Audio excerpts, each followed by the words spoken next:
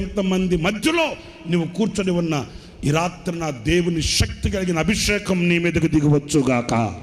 నా దేవుడు నిన్ను బలముగా అభిషేకించుగాక. ఇది పని, ఇది సేవ పని. సుఖాల వైపు కాదు, ఏదో దేవుడు మాకు ఇచ్చాడు మేము అనుభవిస్తున్నాము అని కాదు.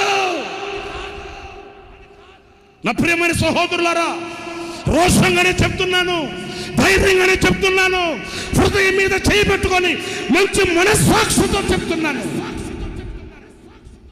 చిన్ననాడు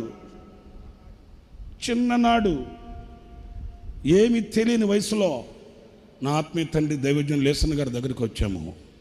నేనే కాదు, మేమందరం కూడాను. మేము నేర్చుకుంది నా తండ్రి మనస్సు. అదిగో ఆ పనివాడు సేవలో ఎలాగా కరిగిపోయాడు,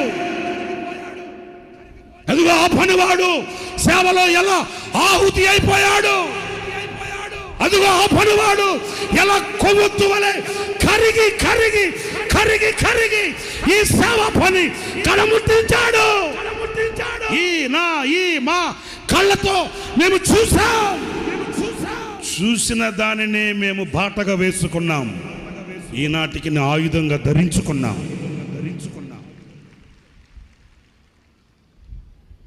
సోమని వాణి సేవ కాదిదే. కాళ్ళు ముడుచుకొని చేతులు ముడుచుకొని విశ్రాంతి తీసుకొని సుఖపడిన వాణి సేవ కాదిదే.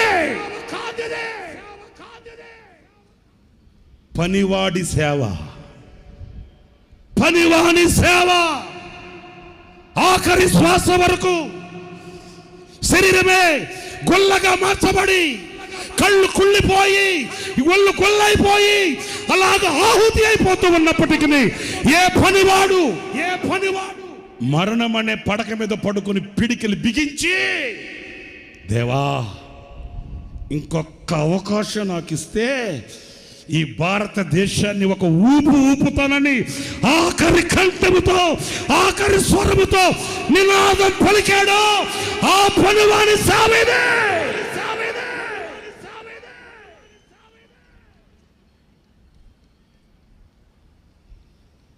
ఒక్క రాత్రి కూడా తన గదిలో తన పడక మీద కాళ్ళు చాపి పడుకొనని శ్రమించిన పనివాని సేవ ఇది. రోషంగా మాట్లాడుతున్నాను, ధైర్యంగా చెప్తున్నాను. ఆనాటి నుండి ఈనాటి వరకు మా కనుల ముందు పెట్టుకొనిన ఒక మాదిరి, మా కనుల మీద ఉంచుకొనిన, మా కనుల ముందు ఉంచుకొనిన ఒక మున్మాదిరి. సేవలో పనిలో కరిగిపోయిన పనివాడు.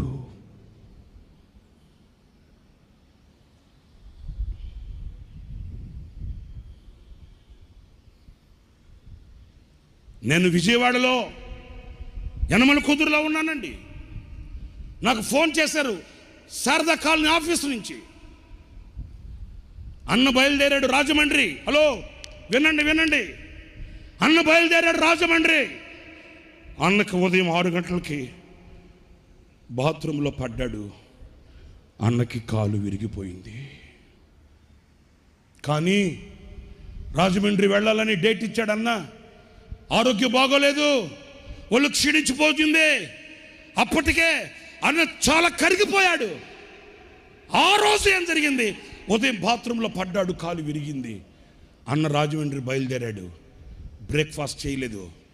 నీకేమైనా అవకాశం ఉంటే వెళ్ళి అన్నను కలిసి బ్రేక్ఫాస్ట్ ఇవ్వగలరా అని అడిగారు నన్ను. పిచ్చోళ్ళలారా, ఏం మాట్లాడుతున్నారు మీరు? వెళ్ళగలరా ఏంటి? ఫోన్ పెట్టే. వెంటనే నేను బ్రేక్ఫాస్ట్ కొంచెం టిఫిన్లో పెట్టుకొని రామవరపాడు రింగ్ రోడ్ దగ్గరికి వెళ్ళిపోయాను. అన్న బయలుదేరాడు. మరి కాలు విరిగితే ఎలాగ బయలుదేరేశాడు.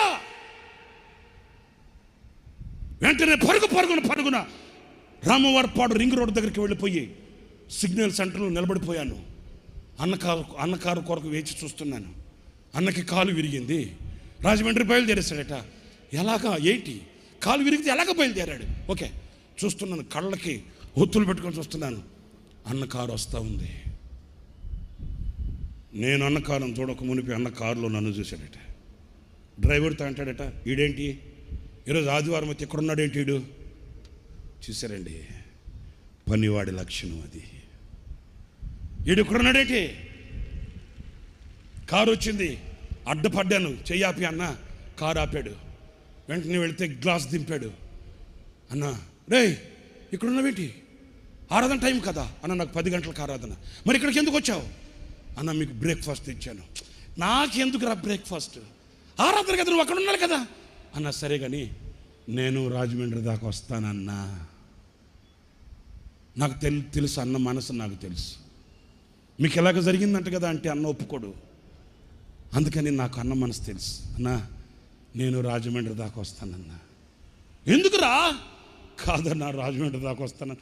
కాదురా, నీకు ఆరాధన ఉంది కదరా, నువ్వు వెళ్ళరా అన్న. కాదన్నా. అరే ఏం మాట్లాడుతున్నావు? ఆ బ్రేక్ఫాస్ట్ నాకు ఇచ్చి. నేను తింటానులే, నువ్వు వెళ్ళు. నేను తింటానులే, నువ్వు వెళ్ళరా. పిల్లల 2 కళ్ళతో నీళ్లు పెట్టుకున్నాను. వెనకడుగు వేసాను, కారు వెళ్ళిపోయింది.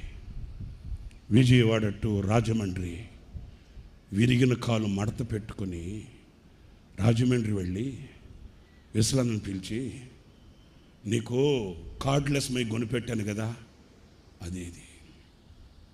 అప్పటికే విశ్వనాథ్కి ఫోన్ వెళ్ళింది. విశ్వనాథ్ అన్నాడు, అన్నా కాలు విరిగిందంట కదా, ఎందుకు వచ్చారు మీరు? ఎట్లా భరించారన్నా? నాకు కాలు నొప్పి కంటే నా బిడ్డలు ఎదురు చూస్తున్నారన్న బాధ ఎక్కువగా ఉందిరా. నా కాలు విరిగిపోయింది కాదనట్లేదు. నా కాలు విరిగిన బాధ కంటే నా బిడ్డల దేవుని వాక్యం కొరకు వేచి చూస్తున్నారే, నా బిడ్డల దేవుని వాక్యం కొరకు ఎదురు చూస్తున్నారే, వారిని నేను ఆశీర్వదించాలి, నా బిడ్డల్ని ఆశీర్వదించాలి అనే బాధ. నా ప్రియమైన సహోదరులారా, పనివాళ్ళు కావాలి. ఎలాంటి పనివాళ్ళు కావాలి?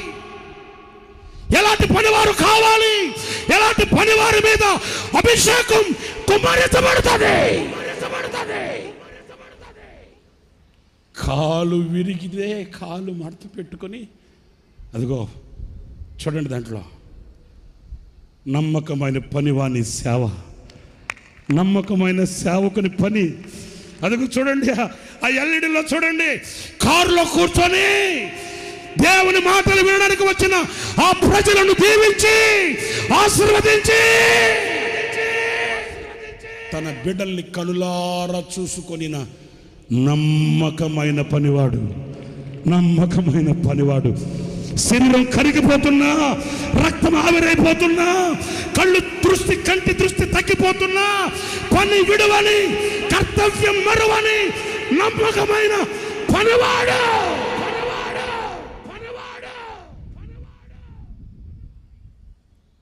సేవలో సేనలో పనిచేసే పనివాడు కావాలి.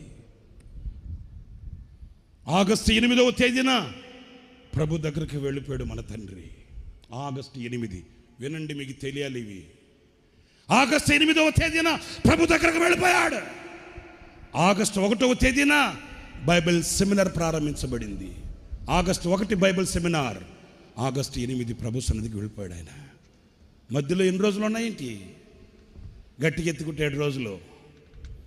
ఒకరోజు అంత స్పూన్ ఫీడింగ్, అప్పటికే అన్న శరీరం అంతా గుల్లైపోయింది, కరిగిపోయాడు.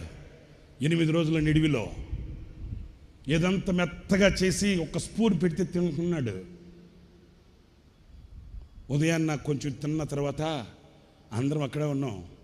పిలిచి అంటాడు, నన్ను బైబిల్ సెమినార్కి తీసుకుని వెళ్ళరా, నేను వాక్యం చెప్పాలి కదా. చూసారా, ఉన్నారండి పనివారు. ఎలాంటి పనివాడు కావాలి? సేవలో సేనలో పనిచేసే పనివాడు కావాలి. నా పిల్లల దగ్గరికి తీసుకుని వెళ్ళరా. విసలన్న అన్నాడు, అన్న ఇన్ఫెక్షన్స్ ఉంటాయి, మీరు బాగైన తర్వాత వెళ్తారు కదా, 4 రోజుల తర్వాత మీరు క్లాస్కి వెళ్తురు అన్నా. అట్లా అంటే 2 కళ్ళల్లో నీళ్లు కార్చాడు. 2 కళ్ళల్లో నీళ్లు కార్చి, రే, నా పిల్లల్ని నేను చూసుకోకూడదా? నా పిల్లల్ని నేను చూడాలిరా, నా పిల్లల్ని నేను చూడాలిరా. ఆయన కళ్ళల్లో నీళ్లు చూడగానే ఏం చేయాలో అర్థం కాక ఆయన మంచాన్ని అట్లాగే బయటకు పట్టుకొచ్చేసి బైబిల్ సెమినార్కి తీసుకెళ్ళి ఆ బైబిల్ సెమినార్ పిల్లలకి కనబడేటట్లు మంచాన్ని ఇట్లా ఏటవాలుగా పెడితే మైక్ కూడా పట్టుకోలేని పరిస్థితుల్లో మేము ఒకరు మైక్ చేతి దగ్గర పట్టుకుంటే మరణం అనే మంచం మీద పడుకొని కూడా తన బిడ్డల్ని కళ్ళారా చూసుకొని 30 గంట వాక్యం చెప్పాడు వాళ్ళకి. అదే ఆయన చివరి సందేశం. త్రిత్వాన్ని గురించి 30 గంట నోట్లో మాట పెగలట్లే. శక్తి కూడగట్టుకుంటాడు, శరీరంలో ఉన్న బలాన్ని కూర్చుకుంటాడు. 30 గంట.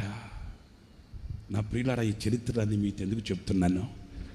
ఏదో నా ఆత్మీయ తండ్రిని పొగుడుకోవడానికి కాదు, మీ దగ్గర మన్నను పొందడానికి కాదు. మేము చూచిన పనివాడు అట్లాంటి వాడు, మా ముందున్న మాదిరి అట్లాంటి వాడు, మేము నేర్చుకున్న హితోపదేశం అట్లాంటిది.